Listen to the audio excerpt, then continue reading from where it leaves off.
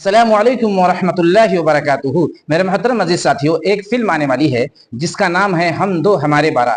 ये फिल्म सारी इंसानियत में जितने भी हिंदुस्तान में लोग हैं और भी दूसरे ममालिक में जितने भी मुसलमान हैं उनमें आपस में एक फसाद का जरिया बनने जा रही है, जबकि इसमें की बहुत सी बातें ऐसी हैं जो कुरान हदीस के खिलाफ हैं और कुरान हदीस से ये साबित कर रहे हैं कि कुरान में ये लिखा है, कुरान में ये लिखा है। वो पूरा कुरान पढ़ने की कोशिश नहीं कर रहे हैं।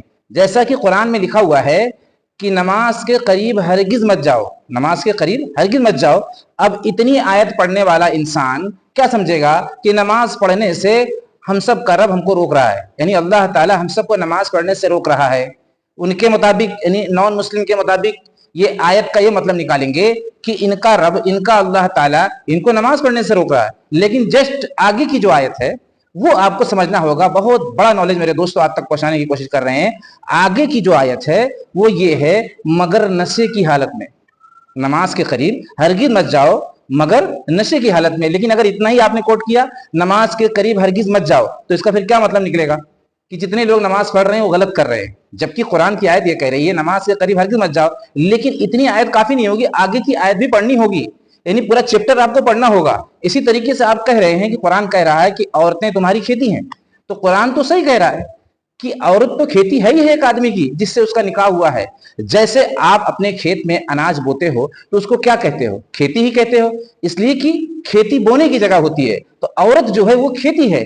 आप अगर औरत से मिलोगे नहीं, मिलाप नहीं करोगे तो औलाद कैसे पैदा होगी? आप खेत में गेहूं, चावल, दाल, इस तरीके से जो भी पैदावार है उसको जो है छीटोगे नहीं, बोओगे नहीं, उसमें से पैदावार कैसे होगी? वो खेती किस काम की?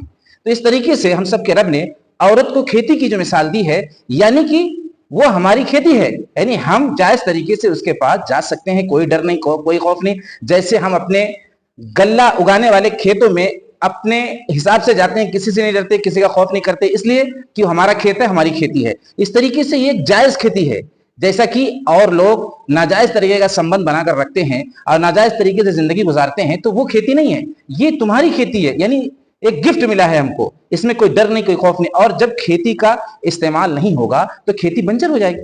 चाहे किसी के पास एक औलाद हो, चाहे दो औलाद हो, चाहे 5 औलाद हो, बगैर खेत में गए जो है गल्ला उगने वाला नहीं है मेरे दोस्तों। इसलिए जो है इस पर बहुत ध्यान और तवज्जो की जरूरत है। आप ये समझ रहे हैं कि खेती क्यों कहा? खेती समझाने के लिए, मोटी बात है वो आपके लिए। खेती क्यों है? इसलिए है कि वो आपकी शरीके हयात है।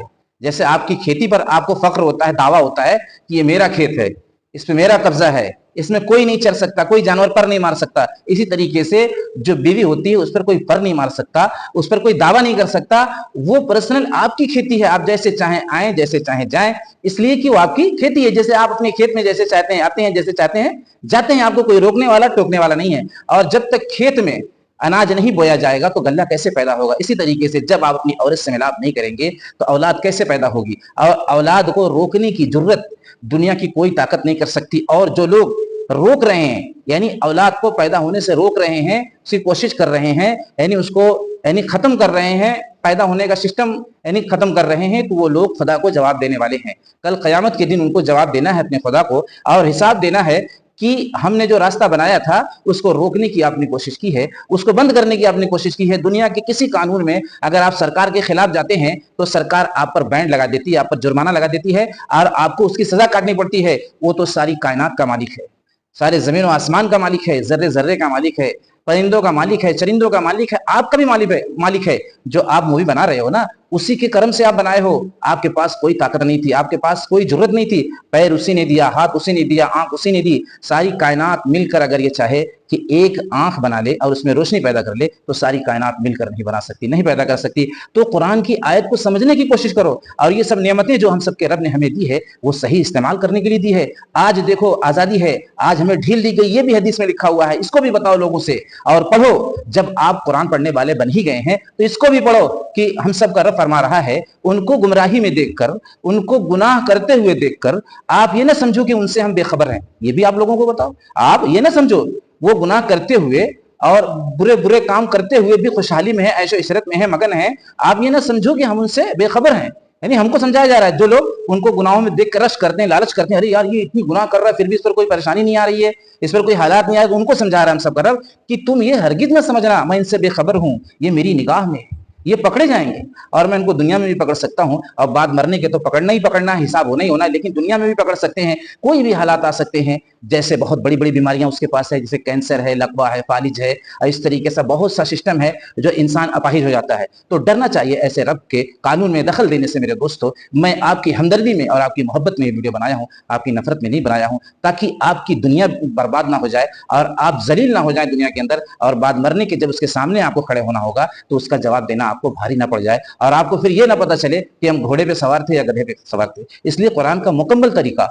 मुकम्मल इल्म हासिल करके फिर कोई बात बोलने की कोशिश करें। अगर आप उनके कानून में आगे पीछे करोगे तो फिर अंजाम याद रखना, पूरी कायनात मिलकर किसी को अगर बचाना चाहे उसकी पकड़ से, पूरी कायनात मिलकर, हाँ, सिर्फ मुंबई नहीं, सिर्फ जो है सऊदी नहीं, सिर्फ जो है इंडोनेशिया नहीं, सिर्फ इसराइल नहीं, बल्कि सारी दुनिया के लोग मिलकर अगर किसी को बचाना चाहें उसकी पकड़ से तो नहीं बचा सकते। लेकिन कुछ देर के लिए ढील दी गई, और देखना चाहता है कि मेरे बंदे मेरे खिलाफ क्या करते हैं और मेरे मुआफिक क्या करते हैं, मुझे पहचानते हैं कि नहीं पहचानते हैं। इतना बड़ा आसमान बगैर खंबे का, जमीन पानी पे तैर रही है, हवा की कोई शक्ल नहीं, पानी, नमक, ये सारी नेमतें उसकी कितनी बड़ी बड़ी जो हम इस्तेमाल कर रहे हैं, तो कौन उसको दिल से याद करता है, कौन नहीं याद करता, कौन उसके खिलाफ जा रहा है, कौन उसके मुताबिक जा रहा है। ये आजमाइश के लिए चंद दिन के लिए भेजा गया है। इसलिए समझ बूझ कर किसी बात को कहने से पहले 100 बार सोचो कि मैं क्या कह रहा हूं, मुझे हर बात का जवाब देना है, हम बच नहीं सकते। और कुरान ने यह भी कहा कि क्या तुमने ये गुमान कर रखा है कि तुम लौटाए नहीं जाओगे।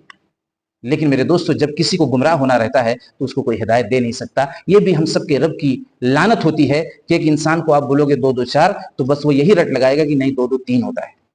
आप बोलोगे नहीं 2 2 4 होता है, वो बोलेगा नहीं 2 2 3 होता है। आप बोलेगा अरे मेरे भाई 2 2 4 होता है, वो बोलेगा ना 2 2 3, इसलिए कि वो गुमराह हो चुका है, उस पर खुदा की लानत पड़ चुकी है, उस पर खुदा की मार पड़ चुकी है, इसलिए अब वो 2 2 3 ही बोलेगा।